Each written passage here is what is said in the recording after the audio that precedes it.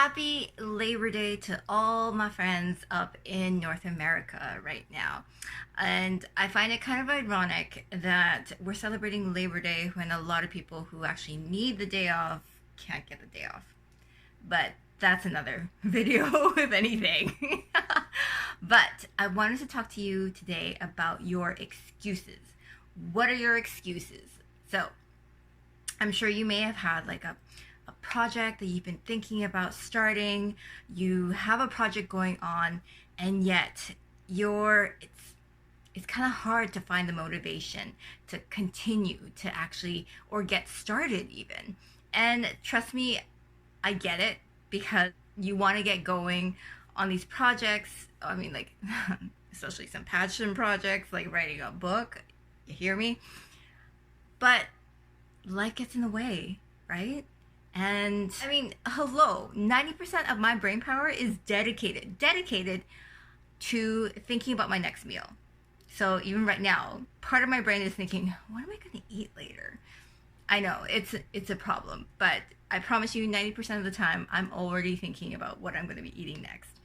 10% is towards just like living life, and also like reading, writing, but mostly eating. That's just what I'm obsessed about. Aside from that, what are some of the excuses that you're using to prevent you from getting started on your project, on your passion project even? Are you thinking, you know what, I just don't have the time. I want to get this done, and why isn't it magically finishing itself? Or you're thinking, oh, you know what, it's not perfect. I can't do this because it's not perfect. How am I supposed to get this done? It's not going to be perfect. Or it's just like getting started is just too much. There's like so much overwhelm involved, and your brain just starts going off on these crazy tracks, and you're thinking, oh my God, like people are going to be able to read this. People are going to like judge me on this. People are going to talk about this. And what am I going to do? Yeah, I know. Just stop. Just stop. Right there. I completely understand, because when you think about all the things that you need to do in order to get started, there's just so much that's preventing you, right? So, like, for instance, even today, I was supposed to be filming earlier, and I was thinking, no, you know what, I have laundry to do. Or, no, you know what, I'm just gonna read this book, this whole book, because, yeah. And then I had to think to myself, well, what exactly is behind that, though? Is it really procrastination?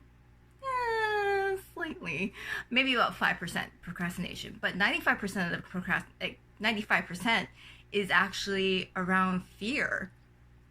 Fear is such a huge one, right? Because it keeps us stuck. It keeps us from moving towards our goal, and like it basically just worrying about being a failure. That's my biggest thing.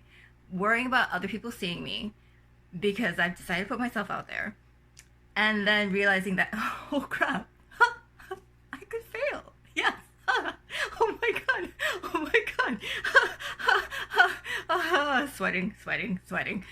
But you know what I mean, right? So what are some of the excuses that you're using to actually keep you stuck? What are some of the stories that you're telling yourself that are keeping you stuck right now? Examine them. And then think about, you know what? You know what, I may not have the time. I can take half an hour out of my scrolling time on social media to actually put towards this. Your other excuse of like, say, it's not perfect. Let me tell you, no one's first draft is perfect. No one, not even the most experienced writers, authors out there will have a pristine first draft, because that doesn't exist. Your first draft will always and will forever be crappy. Full stop. Period. And say, like, if you have overwhelm, you know what? A lot of times it seems like it's too much because it's so big in your head. Write it down. Actually, like, that's what I did when I felt like, oh my God, I'm starting to freak out because what am I going to do? Write it all down. Write it out, and then break it down into bite-sized pieces. Because bite-sized pieces are the easiest way to help you get you started on your project. And that's just it. So what other excuses do you have? The fear will be there, and you're gonna have to do it afraid. Sorry, there's not gonna be a time where you're like, you know what? Fear can go screw itself.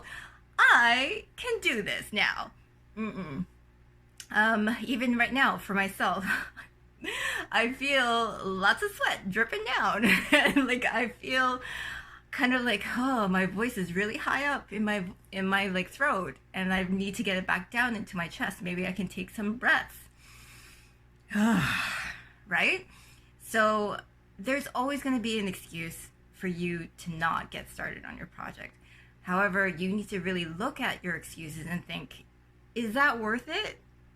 Will I look back on this in, say, like a year, 5 years, 10 years, and think, ah, crap, I should have done that?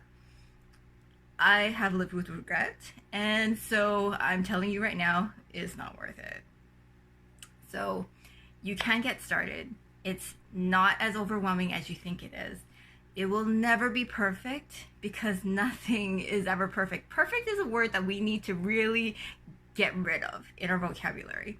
When it comes to projects, when it comes to yourself, nothing's perfect. We are imperfect, and that's what makes us beautiful and human.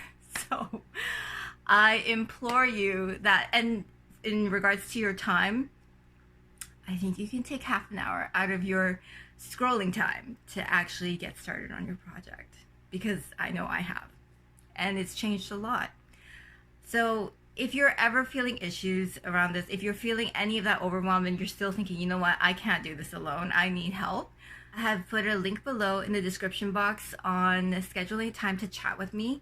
Like, it's just an open chat about what we can do to help you get past your fears and to actually start thinking about how you can keep working on your project. What are some of the stories that you're telling yourself? Leave it in the comments below. Let me know. And so I am trying to get to 1,000 followers so I can actually go live on YouTube and to hold Q&As, to field any questions people may have about their nonfiction work project that they're working on. So if you like this video, give it a like and subscribe so I can actually reach 1,000 followers, and I can help other people and yourself on actually getting your message out there, because that's what we're all here for, because your story matters, your voice matters. So let's get to it. Okay, well, thanks so much for watching.